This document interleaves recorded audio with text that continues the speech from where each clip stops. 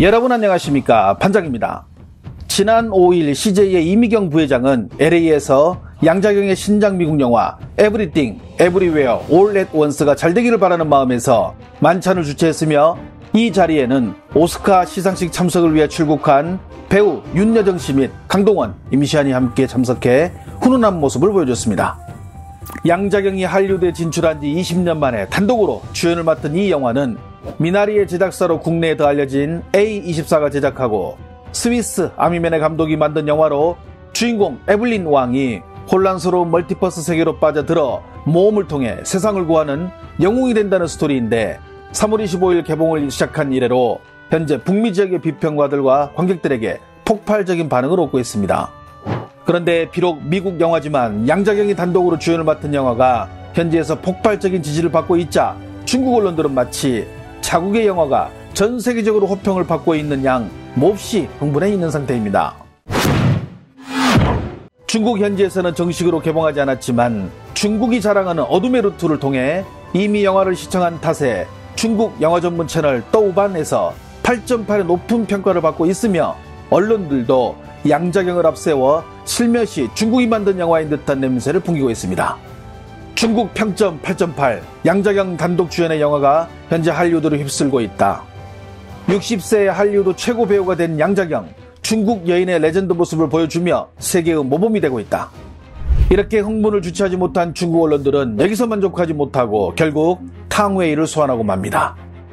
경기도 분당에서 살고 있는 분당댁 탕웨이는 올 6월 개봉 예정인 박찬욱 감독의 영화 헤어질 결심에서 갑작스러운 사고로 남편을 잃고 사건의 용의자로 의심을 받지만 늘 꼿꼿하고 당당한 태도를 잃지 않는 여주인공 설애로 나와 열연을 펼쳤는데, 영화 헤어질 결심이 제75회 칸 국제영화제 경쟁 부문에 공식 초청된 것입니다. 그런데 관련 소식을 전하는 중국 언론의 기조가 신비스럽기 그지없습니다. 한국에서 이미 국민 여배우로 등극한 중국 배우 탕웨이가 한국 영화를 이끌고 칸 영화제에 참석한다. 칸에 진출한 탕웨이, 또 다른 진출작인 한국 영화 브로커의 송강호와 대결을 앞두고 있다. 한국 영화에 또 후광을 입혀준 탕웨이, 칸에 정식으로 진출하다.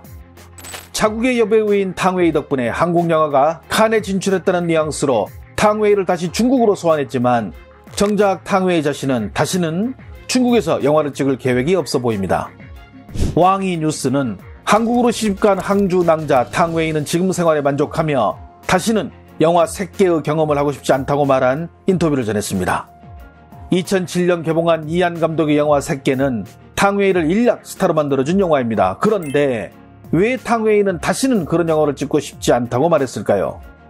2006년 브로크백 마운틴으로 아시아 감독으로는 처음으로 오스카 감독상을 거머쥔 이안 감독은 중일전쟁 이후 일본군에 의해 점령된 남경의 친일파 정부에서 일본을 위해 일하는 정보부대장을 제거할 목적으로 자신의 미모를 이용하여 접근한 여성이 실제로 그에게 사랑을 느낀 여성 스파이의 실화를 바탕으로 한 소설을 각색한 영화를 만들 구상을 합니다.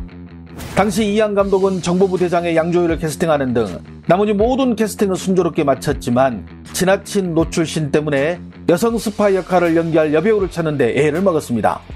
당시 여주인공 후보로 짱즈이, 화피의 조우신, 유역비, 서기, 한설 등이 물망에 올랐지만 이안 감독은 자신이 요구하는 이미지가 나오지 않는다며 모두 퇴짜를 놓고 맙니다.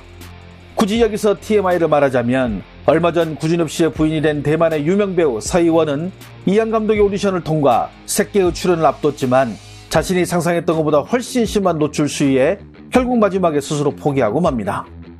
이때 25살의 연예계에 입문했지만 당시 30을 앞두고 아직 아무것도 이룬 바가 없던 탕웨이에게 기회가 찾아오게 됩니다. 하지만 교육계에 몸담고 있던 부모님과 배우의 길을 걷고 있던 남자친구 모두 영화의 지나친 노출신 때문에 탕웨이의 출연을 말리지만, 탕웨이는 이번이 아니면 영영 기회가 오지 않을 것 같아 1만 대 1의 경쟁을 뚫고 마침내 캐스팅을 따내게 됩니다.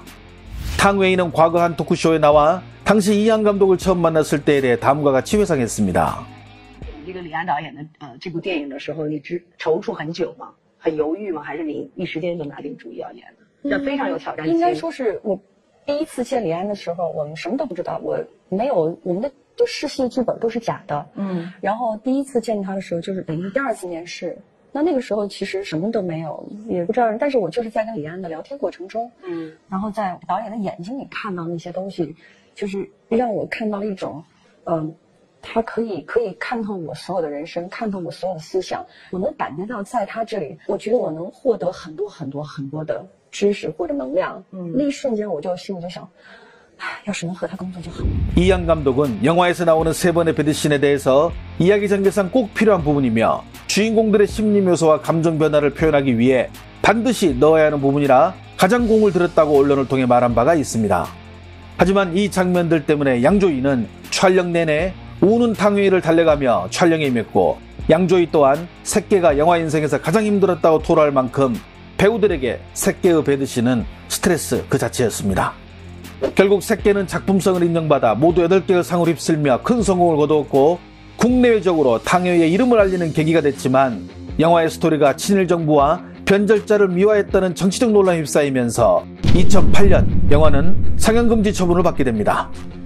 또한 감독과 배우 중에서도 희생양이 필요했는데 이안 감독은 이미 거장에 반열해 있었고, 양조위 또한 홍콩 영화를 대표하는 배우이기에知名도에서 가장 밀리는 탕웨이가 결국 중국 영화계에서 퇴출되고 맙니다. 새끼의 성공을 위해 영화 촬영 전부터 치파오를 입고 이미지 트레이닝을 하며 극중인물과 동화되려 애를 썼지만, 영화가 사용되고 난 후 탕웨이의 이미지는 친일파를 사랑하는 여자로 서서히 굳어지게 되었고, 노출신 때문에 출연을 반대했던 남자친구와도 헤어지게 되며 결국 영국으로 조용히 떠나게 됩니다. 그렇게 어둠의 터널 속에서 방황하던 탕웨이는 2011년 자신의 남편이 될 줄은 상상도 못했던 김태훈 감독과 손잡고 찍은 만추를 통해 다시 돌아오게 됩니다. 그리고 2011년 11월 25일 제32회 청룡영화상 시상식이 열린 날 만추로 여우주연상 후보에 오르며 대중들 앞에 다시 서게 된 탕웨이는 만감이 교차한 듯 소감을 말하던 도중 부모님의 이야기가 나올 때는 눈물을 보이기도 했습니다. 안녕하세요, 탕웨이입니다. 이 자리에 있어서 행복합니다. Okay, since I'm still learning Korean, so I want to speak English. Thank you. And it's really exciting now. At this moment, I have another special thing I want to say to my parents. During shooting, my parents got sick. Both my parents got sick, but they didn't tell me anything until finished shooting in Seattle. And so I think I really understand their love. And if without their support, I cannot finish Late Autumn's shooting. So, 谢谢爸爸妈妈. 또한 탕웨이는 한국 팬들을 향해 즉석에서 콘티에도 없는 최고의 경의를 표하게 됩니다. And I have to say thank you for every Korean audience and all of you here. Your strong support and encouragement is the best gift for me from the heaven. Thank you so much. 덩신왕은 탕웨이가 새끼를 찍으면서 치렀던 대가들이 너무 많았다며 탕웨이가 인터뷰에서 전한 말을 그대로 전하기도 했습니다. 다시는 이안 감독, 양조위와 함께 새끼 같은 지옥으로 가고 싶지 않습니다. 지금 저는 충분히 잘 지내고 있으니까요. 시청해 주셔서 감사합니다. 행복한 하루 보내시길 바랍니다.